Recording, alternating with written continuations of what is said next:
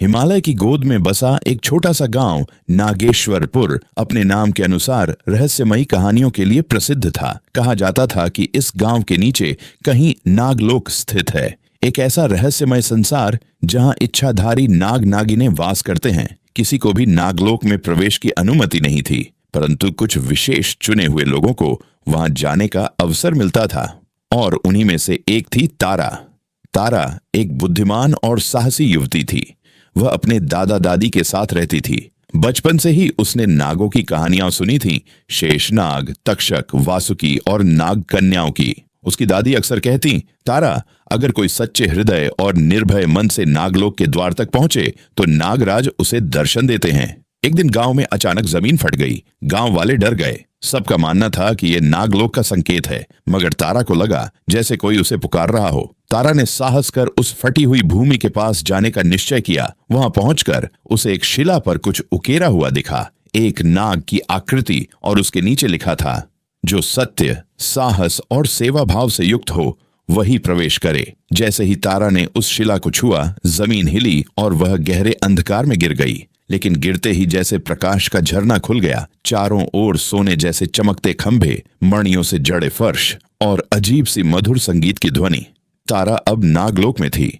एक दिव्य स्वर गूंजा, तारा, तुम्हारा स्वागत है। मैं नागराज वासुकी हूँ। वर्षों बाद कोई मानव नागलोक में आया है। तारा ने हाथ जोड़कर प्रणाम किया और पूछा, मेरे यहाँ आने का कारण क्या है नागराज? नागराज बोले, नागलोक संकट में है। हमारे जल स्रोत सूख रहे हैं। कारण है पृथ्वीलोक की अत्यधिक खुदाई और लालच। लेकिन हम पृथ्वीलोक से द्वेष नहीं रखते, हम सहयोग चाहते हैं। तुम्हें चुना गया है क्योंकि तुम्हारा मन निर्मल है और तुम में जगत की सेवा की भावना है। तारा को नागलोक की राजकन्या विशालिका के साथ भेजा गया, जो इच्छानुसार मानव रूप भी धारण कर सकती थी। विशालिका ने तारा को नागलोक के मंदिर, ज्ञान गुहा और काल सर्प कुंड दिखाया। वहां बताया गया कि अगर कुंड का जल सूख जाए तो नागलोक नष्ट हो जाएगा। ये जल पृथ्वी से जुड़ा था। विशालिका ने कहा, हमें एक ऐसा उपाय चाहिए जिससे हम धरती के लोगों को जागरूक कर सकें और ये कुंड फिर से भरे। नागराज ने तारा से प्रार्थना की कि वह पृथ्वी पर जाकर एक नाग यज्ञ करे। यदि उसका हृदय पवित्र हो और यज्ञ सच्चे उद्देश्य से किया जाए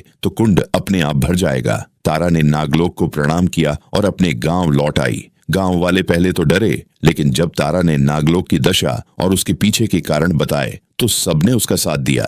दिनों तक तारा ने व्रत रखा, पूजा की और फिर गांव के बाहर पवित्र स्थान पर नाग यज्ञ किया। यज्ञ की अग्नि जैसे ही पूरी हुई, आकाश में बिजली चमकी और वर्षा शुरू हो गई। उसी समय नागलोक में भी चमत्कार हुआ। काल सर्प कुंड का जल तेजी से भरने लगा। विशालिका मुस्कुरा उठी और नागराज ने आंखें बंद करके आशीर्वाद दिया। तारा ने असंभव को संभव कर दिखाया। नागलोक में अब फिर से उजाला और संगीत था। तारा को नागराज ने एक दिव्य नागमणि दी, जो हर संकट में उसका मार्गदर्शन करेगी। विशालिका ने उसे गले लगाते हुए कहा, तुम अब हमारी बहन हो, नागलोक की मित्र। तारा मुस्कुराई और बोली, मुझे बस एक वचन दो, हम दोनों लोग एक दूसरे की रक्षा करेंगे। नागराज ने वचन दिया। तारा लौट आई, लेकिन आज भी पूर्णिमा की रात को वह जंगल की ओर जाती है जहां नागलोक का प्रवेश द्वार है और वहां दिव्य संगीत गूंजता है। तारा की यह कथा सिर्फ साहस और सेवा की नहीं, बल्कि यह बताती है कि प्रकृति और मनुष्य का संबंध गहरा है। जब हम प्रकृति की रक्षा करेंगे तभी हमें भी उसका आशीर्वाद मिलेगा। प्रकृति का संतुलन बनाए रखना केवल देवताओं की जिम्मेदारी नहीं, हर मानव का कर्तव्य है। अगर हम ईमानदारी, साहस और सेवा भाव से काम करें तो हम असंभव को भी संभव बना सकते हैं।